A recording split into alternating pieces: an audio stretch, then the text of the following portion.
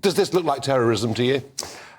OK, so this is a really interesting facet, Nigel. I looked at all the component parts, and whenever I put an analysis together, I look at it like a jigsaw puzzle. And I take all the various pieces of both the methodology and modus operandi of the attack, and I also look at the pieces that I can put in and contribute to that on what the authorities are doing, how they respond, who responds, and at what capacity they respond. Now, my gut has been telling me right from the beginning of today that there is some connectivity potentially to terrorism. Throughout today, we've heard that the authorities, and particularly the Nottinghamshire police, have said they are working with their colleagues in counter-terrorism policing. Now, I don't think it's that straightforward. Also, the fact that we've now got the origin of this individual, what I would want to know is which West African country this individual has possibly come from.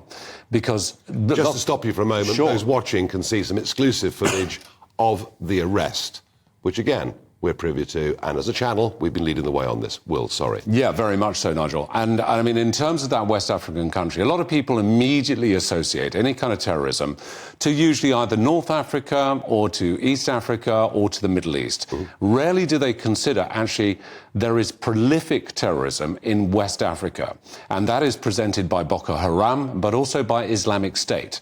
So for there to be a development overnight, which then attributes this as this individual either having been radicalized in some capacity or has been contributing or engaging with some sort of terrorism group or agenda, wouldn't come as a huge surprise to me. So in that situation, an organisation like Prevent, I mean, because the guy, we're told, has a history of violence. Yes. Is that the kind of case that Prevent would look at and monitor? Yeah, I would hope so, yes, because, I mean, when we look at the profile of the vast majority of terrorists who have been subsequently apprehended or eliminated by security forces, they generally will all have some degree of involvement in crime or low-level criminality. So for this individual to have a history of violence, this would not come as a surprise as a inject to that tapestry of someone being a terrorist-motivated individual. Now, we don't know for certain, but the fact that there has been statements made by not only the Prime Minister, the Leader of the Opposition, we look at crime across the country, and I think we sometimes have to step back from the trees to see the forest. When we look at the amount of criminality, the number of stabbings that take place here in London and across the country, and we look at this situation in isolation, there is an unprecedented response by the authorities.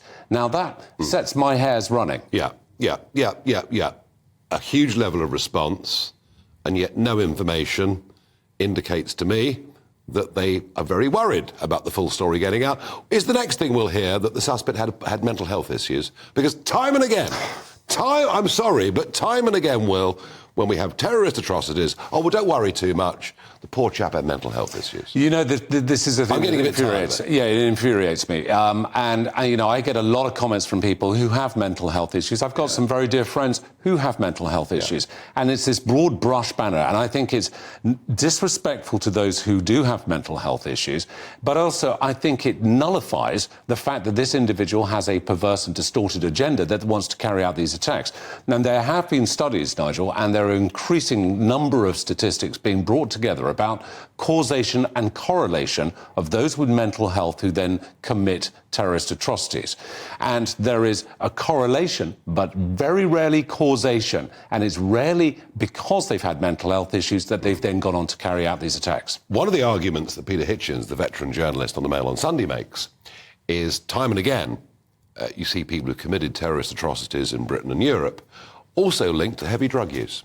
Yeah, indeed. I mean, there's usually some either A-class or B-class involvement. There are a number of different factors here which can potentially contribute. So it doesn't necessarily, and again, to swathe it with mental health, I think is a cop-out in some regards. I don't think it's really, it's being disrespectful to the mental health community and those suffering from it, but I think it's also disrespectful to the general public because it's not actually giving them any incisive look or insightful look into what drove this person to carrying out and committing these crimes. Yeah. We know there are people who are evil out there who have perfectly normal lives. They have perfectly normal jobs. They have perfectly normal friends. But they have a desire and need, because of radicalization or influence from some sort, to carry out these attacks.